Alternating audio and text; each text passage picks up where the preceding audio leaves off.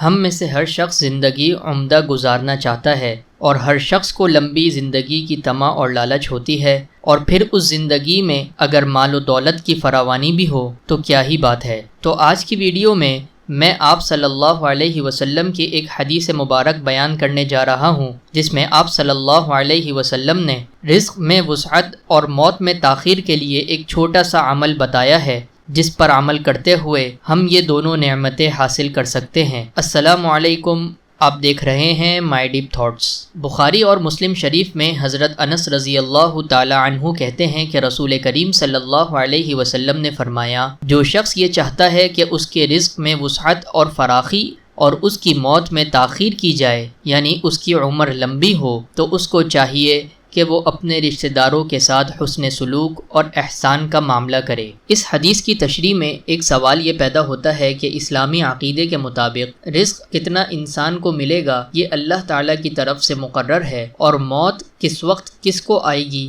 یہ بھی اللہ تعالیٰ نے لکھ دیا ہے۔ تو پھر اس حدیث کے اندر رزق میں وسعت اور عمر میں درازی سے کیا مراد ہے؟ تو اس کا جواب یہ ہے کہ رزق میں وسعت اور عمر میں درازی سے مراد رزق میں برکت کا محسوس ہونا اور دن اور رات خوشی اور مسرت اور اطمینان و سکون کے ساتھ گزرنا اور اللہ تعالیٰ کی عبادت میں گزرنا مراد ہوگا۔ آج کی ویڈیو کو ہم یہیں پر ختم کرتے ہیں۔ حضور پاک صلی اللہ علیہ وسلم نے فقر و فاقے کو دور کرنے کے لیے ایک چھوٹا سا عمل بتایا ہے، جس کو ہم نے اپنی ایک ویڈیو میں ذکر کیا ہے، اس کو جا کر ضرور دیکھیے۔ امید کرتے ہیں آپ کو ہماری ویڈیو ہمیشہ کی طرح ضرور پسند آئی ہوگی۔